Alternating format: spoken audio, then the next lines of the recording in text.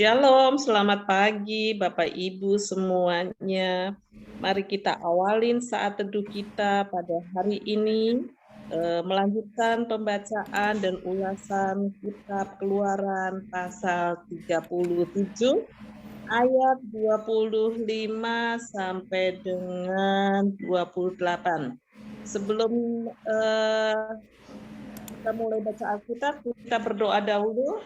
Mari kita berdoa. Tuhan Yesus, terima kasih atas berkat-Mu pagi hari ini. Kami masih mempunyai kesempatan untuk beribadah, untuk merenungkan firman-Mu, mengawali hari-hari kami dengan firman Tuhan. Engkau pimpin jalan kehidupan kami berdasarkan firman Tuhan. Roh Kudus, Engkau tolong kami dan berkati kami senantiasa. Terima kasih Tuhan, berikan rema hari ini, biarlah kami memakan makanan firman Tuhan sebagai kekuatan bagi jiwa kami. Dalam nama Tuhan Yesus kami berdoa. Amin. Kita akan Amin. membaca firman Tuhan, membuat mezbah pembakaran ukupan. Dimulai oleh Pendeta Brahmanaha. Silakan. Ayat 37 dari ayat 24, dari satu talenta emas murni dibuatnyalah kandil itu dengan segala perkakasnya. Maaf Pendeta, kita di 37 ayat yang ke-25 Pendeta. 24, Membuat mezbah pembakaran ukupan. Kemarin sudah yang mengenai kandil Pendeta. Oh iya, ntar. Ayat 20, mulai dari 25, ayat 25 ya. Betul Pendeta. Oh berarti salah saya. Oke, ayat 25, dibuatnyalah mezbah pembakaran ukupan itu dari kayu penaga, sehasta panjangnya dan sehasta lebarnya, 4 persegi, tetapi 2 hasta tingginya, tanduk-tanduknya seiras dengan mezbah itu. 26, silakan Ibu Nela. 26, disalutnyalah itu dengan emas murni di bidang atasnya dan bidang-bidang sisinya sekelilingnya, serta tanduk-tanduknya dibuatnya bingkai emas sekelilingnya. 27, dibuatnyalah 2 gelang emas untuk mezbah itu di bawah bingkainya, pada kedua rusuknya, pada kedua bidang sisinya, sebagai tempat memasukkan kayu pengusung, supaya dengan itu mezbah dapat diangkut. Ayat 28, dan dibuatnyalah kayu pengusung itu dari kayu penaga dan disalutnya dengan emas. Okay. Amin. Mari kita pergunakan waktu untuk merenungkan firman Tuhan ini selama 3 menit. Kita akan kembali di jam 5.33 dan kita minta pimpinan Roh Kudus supaya kita mendapatkan rema dari pembacaan firman Tuhan ini. Silakan.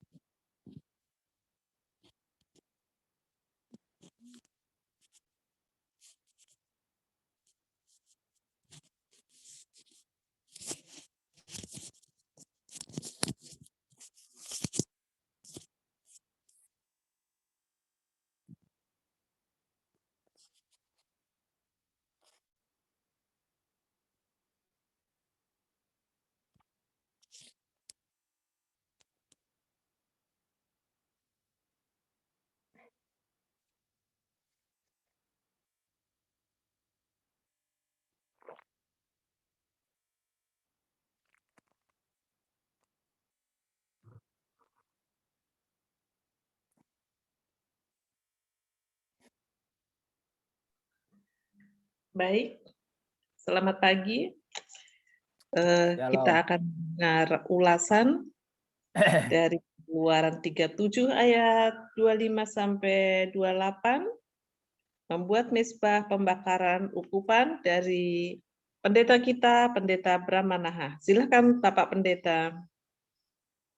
Baik, dari pembacaan itu saya dapat terima dari ayat 25 dan 26. Di situ dikatakan dibuatnyalah mezbah pembakaran ukupan itu dari kayu penaga, sehasta panjangnya dan sehasta lebarnya 4 persegi, tetapi 2 hasta tingginya, tanduk-tanduknya seiras dengan mezbah itu. Ayat 26, disalutnya lah itu dengan emas murni, bidang atasnya dan bidang-bidang sisinya sekelilingnya, serta tanduk-tanduknya dibuatnyalah bingkai emas sekelilingnya. Jadi di situ tema yang saya dapatkan adalah disalut dengan kemuliaan. Ya, sebagaimana saya katakan bahwa mezbah adalah wadah atau tempat untuk mempersembahkan korban kepada Tuhan. Dalam pembahasan sebelum-sebelumnya, ya, dan saya juga katakan bahwa mezbah itu ada di dalam diri kita sendiri sebagai bait Allah. Sehingga di mana saja ataupun kapan saja dan dalam situasi apapun kita dapat memberi korban kepada Tuhan. Yang menarik dalam ayat-ayat ini adalah mezbah itu haruslah disalut dengan emas murni. Nah, emas itu adalah simbolik dari atau lambang dari kemuliaan atau keagungan atau kehormatan, bahkan simbolik atau lambang dari sorga. Ya. Di dalam Wahyu pasal 21 ayat 18 dan ayat 21 dikatakan dengan jelas di sana bahwa tembok itu tembok dari permata yaspis dan kota itu sendiri dari emas tulen, bagaikan kaca murni. Dan ke-12 pintu gerbang itu adalah 12 mutiara. Setiap pintu gerbang terdiri dari 1 mutiara dan jalan-jalan kota itu dari emas murni bagaikan kaca bening. Nah, jikalau emas murni adalah simbolik atau lambang kemuliaan atau kehormatan dan keagungan Tuhan, bahkan simbolik daripada sorga itu sendiri, maka di dalam ayat ini dikatakan salutlah mezbah itu dengan emas murni. Artinya mezbah atau wadah untuk kita mempersembahkan korban kepada Tuhan harus disalut atau dibungkus atau dikuasai oleh kemuliaan atau kehormatan atau keagungan dari Tuhan itu sendiri. Atau dengan kata lain, ketika kita membangun ibadah atau persekutuan dengan Tuhan, maka kemuliaan Tuhan harus menguasai kita. Ketika kita mempersembahkan semua korban kepada Tuhan. Nah, itulah sebabnya ketika Tuhan Yesus mengajarkan kita berdoa dikatakan, karena itu berdoalah demikian.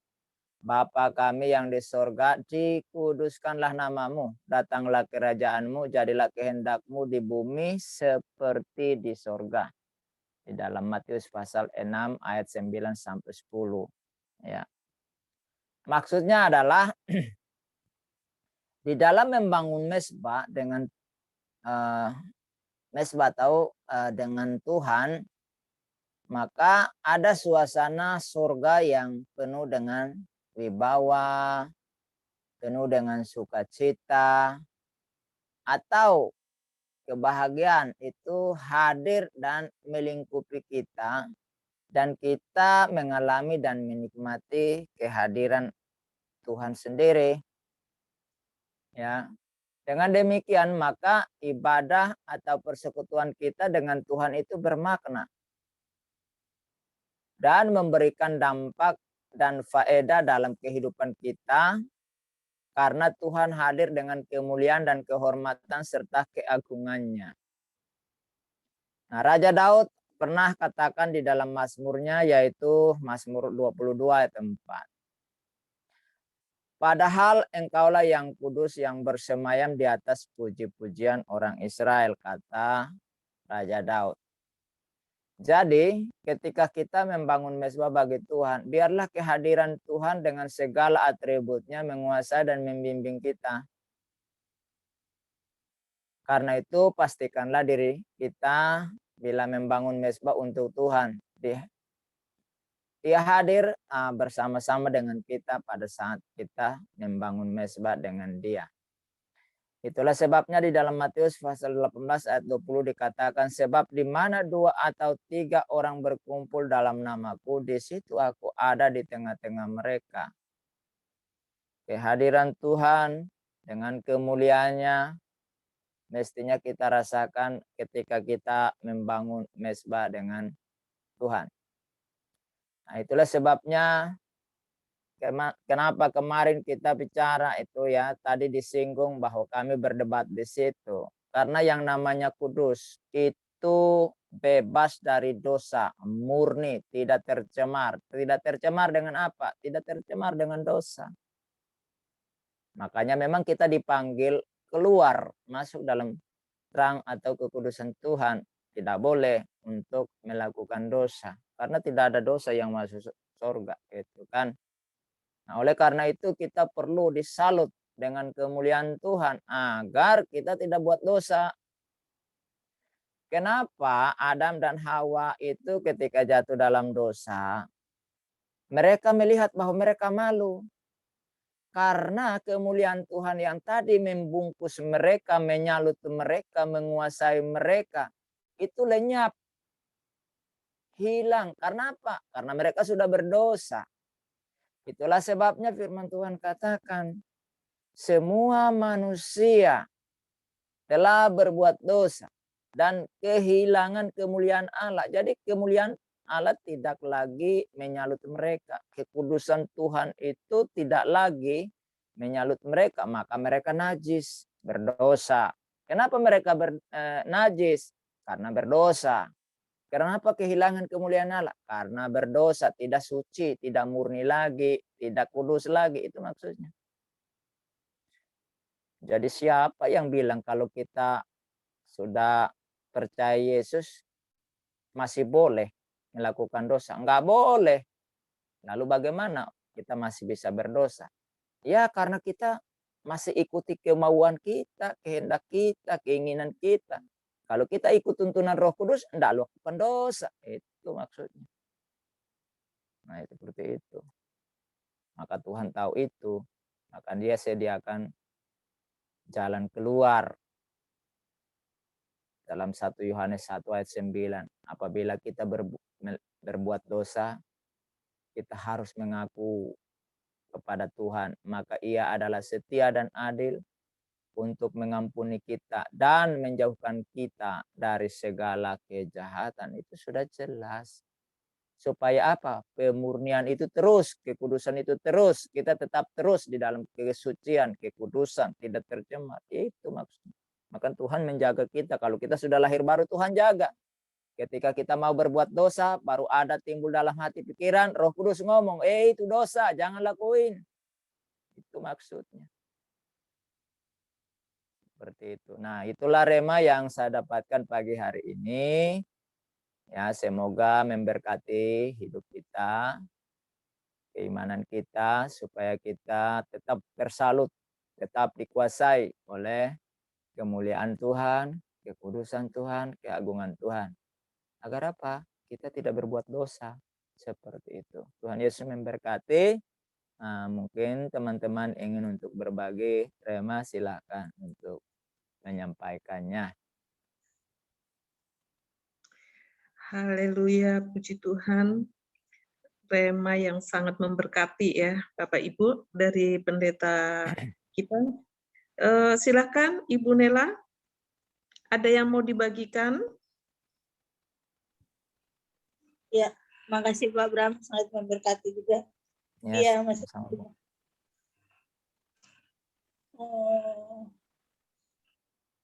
Yang 27 dibuatnya di 2 gelang emas. Nah, aku ini aja sama yang si Pak Bram bilang dosa. Nah, iya, ketika kita sudah di dalam Yesus, nah, kenapa orang sering kali berbuat dosa? Karena kita sering kali melihat kepada dosa itu, tidak melihat kepada kebaikan Tuhan yang sudah menebus kita, yang sudah mengampuni kita. Nah, ketika sering kita selalu melihat, saya kan masih manusia biasa. Padahal dia sudah terima Yesus. Sebenarnya setelah kita terima Yesus, kita sudah dikuduskan, sudah dibenarkan. Itu. Sudah diampuni. Harusnya kita pikiran kita ke sana. Bukan. Nah, masalahnya, kita sering kali melihat kepada diri kita, kepada ketidaklayakan manusia, kepada Adam itu gitu. Sehingga kita selalu jatuh terus dalam dosa. Apa-apa sedikit kita nggak berbuat dosa pun kita minta ampun, Tuhan ampuni saya. Iya kan? Nah, harusnya kita melihat kepada kebaikan Yesus. Nah, benar Pak Bram bilang kan, apakah kita di dunia ini tidak bisa berbuat dosa? Bisa. Iblis berusaha untuk, tapi ketika fokus kita kepada Yesus, kepada kebaikan Yesus yang kita ceritakan, kebaikan Yesus yang kita beritakan, kebaikan Yesus, kita akan terhindar dari itu. Dengan sendirinya dosa itu tidak akan ini lagi ke kita. Kalau saya pribadi ya, gitu. Ketika kita kayak Pak Brahma, ketika kita berpikiran iblis masukkan ini, kita langsung enggak. Saya udah di dalam Yesus saya. Nah, sehingga akhirnya kita terhindar, akhirnya kita enggak fokus ke situ. Kalau dulu kan lagi doa aja, lagi kusut, tiba-tiba muncul lewat tuh di pikiran, langsung di tangan kita, dalam nama Yesus. Kita nggak pergi-pergi itu dosanya, pikiran itu kan. Iya. Jadi fokusnya itu yang kita alihkan kepada kebaikan Yesus, karena kita sekarang udah terima Yesus sebagai Tuhan dan Juru Selamat, sudah ditebus, sudah diampuni. Apapun kata iblis, apapun kata orang, saya bilang saya orang benar karena saya ada di dalam Yesus, bukan karena kebenaran saya. Nah, itu sih kalau saya. Makasih puji Tuhan. Oke, Bu Nela. Haleluya. Silakan, di sini ada Pak Dadang. Pak Dadang, ada yang mau dibagikan berkat Tuhan pagi hari ini berdasarkan Keluaran 37 ayat 25 sampai 28. Silakan Pak Dadang.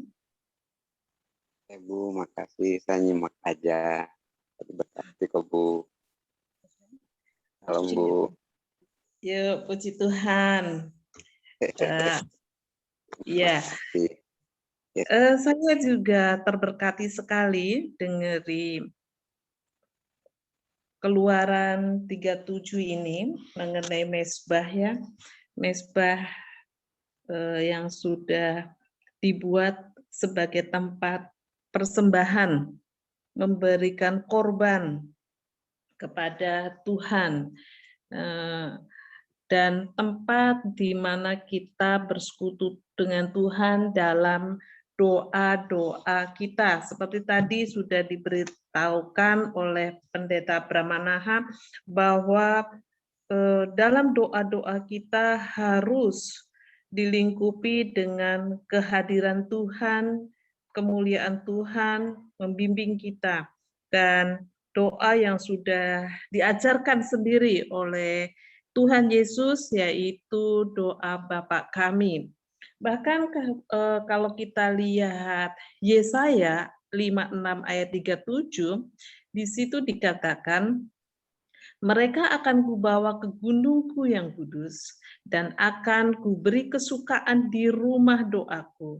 Aku akan berkenan kepada korban-korban bakaran dan korban-korban sembelihan mereka yang dipersembahkan di atas mezbahku, sebab rumahku akan disebut rumah doa bagi segala bangsa. Nah, di tempat kita berdoa itu adalah rumah doa kita, mezbah kita harus dibangun dengan kekudusan seperti yang disampaikan oleh Pendeta Brahmanaha. Mari hari ini Bapak Ibu Saudara semua, jaga kekudusan kita. Jadikan tubuh kita adalah rumah doa kita. Dan selalu belajarlah berdoa dengan baik dan benar seperti yang diajarkan oleh Tuhan Yesus, yaitu doa Bapa kami. Puji Tuhan, ada yang mau menambahkan lagi? Renungan pagi hari ini, silakan. Pak Pendeta, ada lagi yang mau ditambahkan? Iya, jadi memang kita harus hidup dalam kesucian ya, dalam kemuliaan ya, dalam kemuliaan Tuhan. Nah, kalau orang dalam kemuliaan Tuhan kan tidak lakukan dosa, karena yang orang berdosa itulah orang yang tidak berdosa itulah yang mulia gitu. Dan itu tidak ada dalam diri manusia, makanya Yesus datang mengembalikannya ke situ.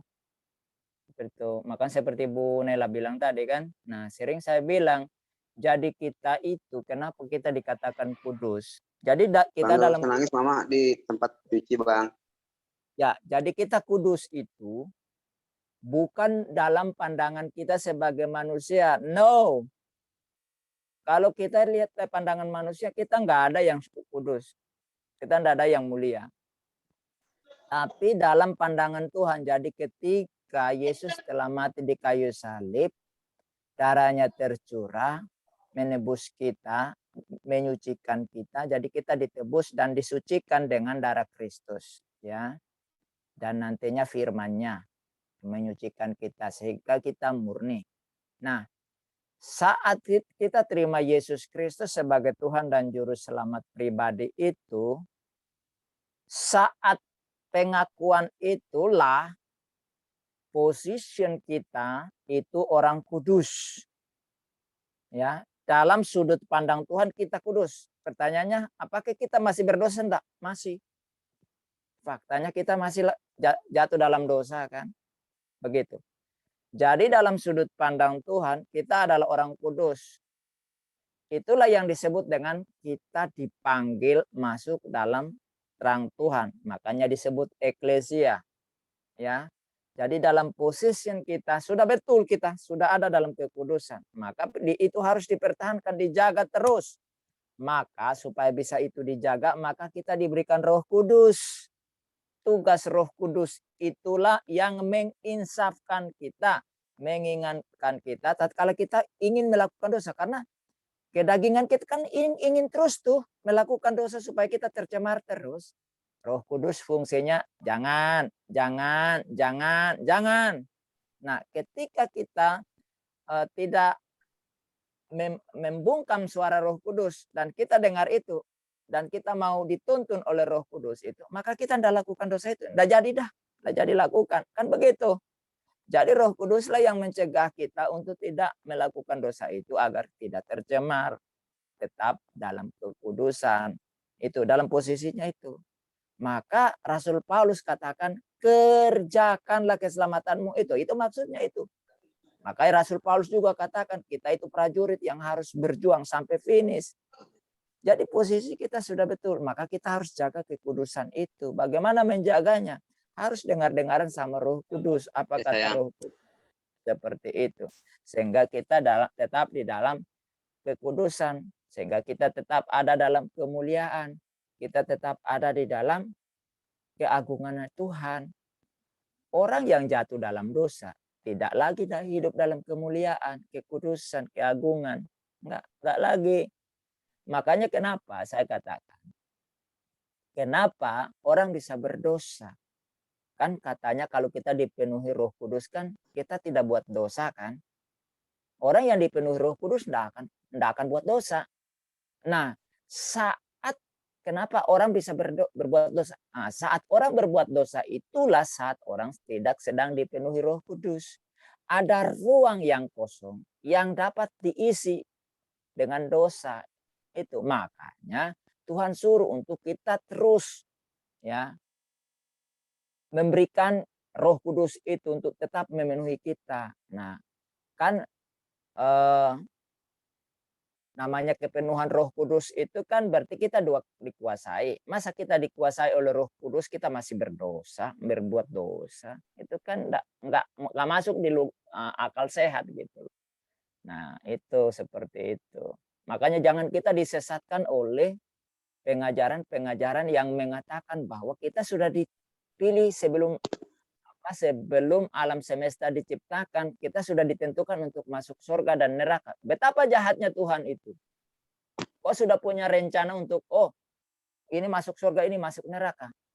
Kalau itu sudah ditentukan, kenapa Tuhan hadirkan di dunia ini? Betapa jahatnya Tuhan semacam itu. Kalau itu ada, saya orang yang pertama nggak mau percaya sama Tuhan itu. Enak aja, ciptakan aku terus tentukan aku masuk surga dan neraka. Ngapain aku dikasih hidup di dunia ini menjadi bulan-bulanan? Sama setan, sama iblis, sama dosa. Nah, tapi Tuhan kita tidak demikian. Jadi ada orang yang mengatakan berdasarkan ayat firman Tuhan yang mengatakan kita diciptakan ya, ditentukan untuk masuk surga dan neraka sebelum langit dan bumi diciptakan. Itu pemahaman yang salah. Walaupun ayatnya mengatakan begitu, tapi itu kan tidak letter-letternya begitu. Gitu. Kita harus lihat latar belakangnya. Rasul Paulus ngomong begitu. Ya. Nah, jadi jangan pakai seperti iblis ngutip-ngutip ayat lalu membenarkan diri gitu. Nah, itu iblis itu. Oke, itu aja yang saya tambahkan. Puji Tuhan, sudah lengkap ya pagi hari ini dan waktu juga sudah menunjukkan pukul 5:54. Saatnya kita akan mengakhiri renungan pagi hari ini. Ibu Nela, apakah Ibu Nela mau memberikan puji-pujian untuk Tuhan sebelum doa penutup? Boleh, makasih. Ya, silakan Ibu Nela memberikan puji-pujian kepada Tuhan Yesus. Setelah itu Pendeta Brahmanaha akan menutup di dalam doa.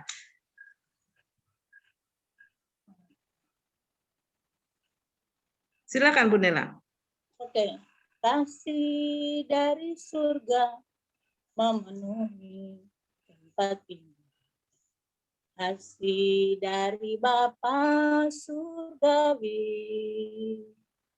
Kasih dari Yesus mengalir di hati. Buat damai diriku. Mengalir kasih dari tempat tinggi. Mengalir kasih dari tahta Allah Bapa. Mengalir, mengalir, mengalir dan mengalir. Mengalir memenuhi hidupku, mengalir. Mengalir kasih dari tempat tinggi. Mengalir kasih dari tahta Allah. Mengalir, mengalir, mengalir dan mengalir. Mengalir memenuhi hidupku. Alir memenuhi hidup kami. Alir memenuhi bangsa kami. Haleluya. Oke. Kita berdoa. Segala hormat kemuliaan hanya semata-mata bagi-Mu Bapa Surgawi, Allah di dalam Tuhan Yesus Kristus. Kami bersyukur Tuhan masih berkenan memberikan kami waktu, kesempatan, dan bahkan membangunkan kami pagi ini untuk bisa bersatu dengan Tuhan bersama saudara-saudara seiman, sekalipun hanya lewat Zoom, tetapi Engkau tetap hadir dengan kami di tempat kami masing-masing. Oleh karena itu Bapa, firman-Mu yang sudah kami dengarkan, biarlah kekuatan Roh Kudus-Mu memampukan kami untuk melakukan dalam kehidupan kami. Menjaga kemurnian hidup kami, menjaga kekudusan yang Tuhan berikan. Karena itu, biarlah Tuhan kemuliaan-Mu terus menyalut kami, sehingga kami terhindar daripada perbuatan-perbuatan keji yang menyesatkan, yang menyakiti hati Tuhan. Terima kasih sebelum kami masuk dalam aktivitas kami sepanjang hari ini Bapa, kami rindu menerima berkat daripada-Mu. Mari kita arahkan hati kita kepada Tuhan dan terima segala berkat daripadanya. Kiranya anugerah pertolongan Allah Bapa, kasih sayang dari Tuhan Yesus Kristus, serta bimbingan penghiburan sukacita dari Roh Kudus turun dan menuntun langkah hidup kita sepanjang hari ini, bahkan sampai selama-lamanya. Di dalam nama Yesus Kristus. Haleluya. Amin. Oke, selamat pagi semuanya.